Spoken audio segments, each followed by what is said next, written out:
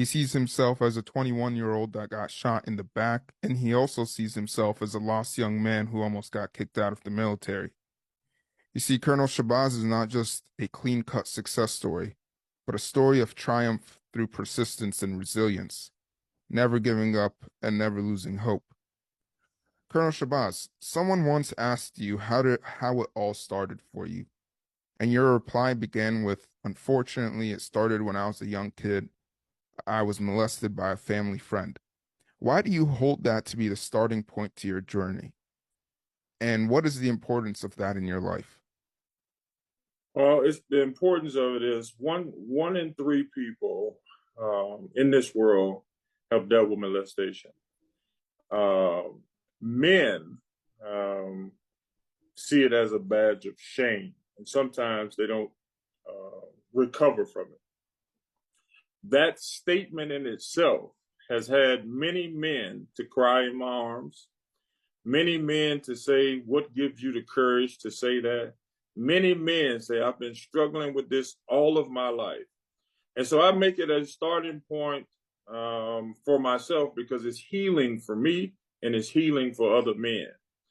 And so the second part of that is showing and helping people understand it doesn't matter what happened to you in your life, it's what you choose to do to overcome those things. And I can tell you, it has endeared a lot of people to me, just on a level of a human being. It transcends religion. It transcends ethnicity. It transcends race. To be able to be a man of my size, I'm 6'4", 265 pounds. A man of my stature, I'm a colonel, I'm a PhD, I'm a very successful man. And a man of my religious base, and all of those things, I should be hiding that type of information. But to start off with that information, it automatically endears people to me, and they know that I'm one of them. You gave me a response of hindsight, which is often 2020. But let's go back to when it was foresight, when you had to look forward to the future in those moments and hope for a better one. How did you deal with going through that as a child? And Well, I didn't deal with it well, and that's why you see the That's why you see the failure after failure after failure. I was a happy-go-lucky kid. Um, Before then I end up going in special education because I didn't want to talk to anybody. when was Uh, that? When did you go into that's special education? that was eighth grade, all right. Um, then ninth, 10th, and 12th grade I failed because I was hiding. I was ashamed. Um, so I didn't have anything. What were you hiding from and ashamed from? Is this going Well, back to the I'm ashamed from the molestation. I mean, the authority figures in my life failed me. And because they failed me, I never told them. I mean, because I love the people in my life. I didn't want to tell them because they were going through enough. You know, I grew up in a single parent household, and my mom had so much going on in her life. I didn't want to add to that. I understand that some nights we didn't eat. I understand that some nights uh, we had what we call roaches, and they would go over the food, and we would have to brush the roaches off the food and eat the food. I mean, we're very poor people, um, and so she was doing the best that she could, and I was an insightful kid, so I understood that, right? And so why add to that to a single mother who's working two and three jobs just to try to make it? And so, yeah, that set off a lot of bad stuff for me. Gave me poor self-esteem, poor self-worth.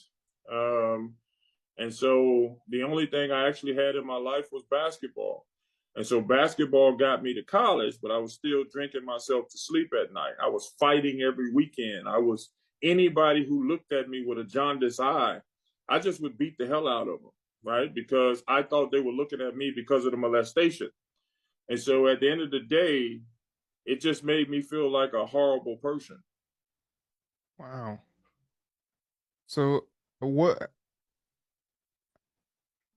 there's a lot here I'm interested in. It's a lot. Yeah, it's a lot.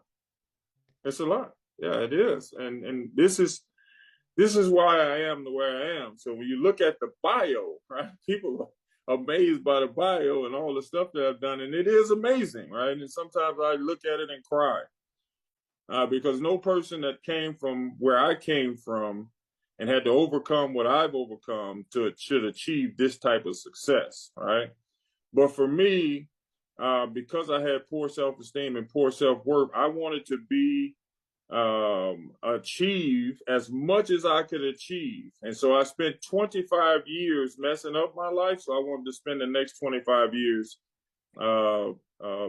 evolving my life or transforming my life. I've been in school for 25 straight years. That's where you see the 2 PhDs and the 4 master's degrees, right? Because I wanted to transform my life. And I did that by the grace of Allah subhanahu wa ta'ala. So that's why I want to, as an So how imam, long yeah, how long did that period of your life continue for? That period where you were angry, lost, low self-esteem, getting yourself into trouble? until I was about 28. Yeah, until I was 28. about 28 when I was almost kicked out of the military for disrespect to my authorities. Because at that point, I had no respect for authority. Anybody who tried to tell me something or anybody would curse at me, I would just beat them up. I was always a big guy. I just beat them up. And that got me in a lot of trouble in the military. If somebody cursed at me, I cursed back at them. Even if they Uh, were your higher ranking officer? didn't Yeah, it didn't matter to me because at the end of the day, I was molested and my authority figures let me down. And so, even if they were my commanding officer, nobody talks to me in a denigrating way, and I even struggle with it now. Um, and so now, obviously, I'm 54 years old with children and grandchildren, and I have to take a deep breath um, and be careful if somebody is trying to put me down. And and in fairness, my rank is so high, it's very few people that's going to even try to put me down. SubhanAllah. So why were you shot in the back at 21 years old?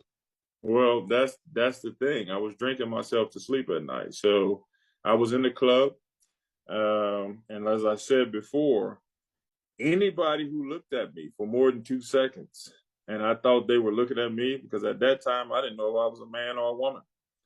Anybody who looked at me for more than a couple of seconds or said something smart with me, we were going to fight. And they probably didn't know why, but I knew why. And so that night, um, people were tired of me bullying them. 6 guys jumped me, beat me with a shovel, and shot me in the back. And so I had to be airlifted out to Tyler Medical Center where I almost lost my life. So yeah, I was fighting every weekend. I went to jail twice. Alhamdulillah, 30 years later, I went back to the school last month and spoke to the students. And so that was very gratifying to me. And they gave me Minister of the Year, even though it's a Christian college, right? The Muslim chaplain gets Minister of the Year, and I don't even work for them. Alhamdulillah. That's a beautiful show of religious unity right there, which we That's should right. love. That's right. Did you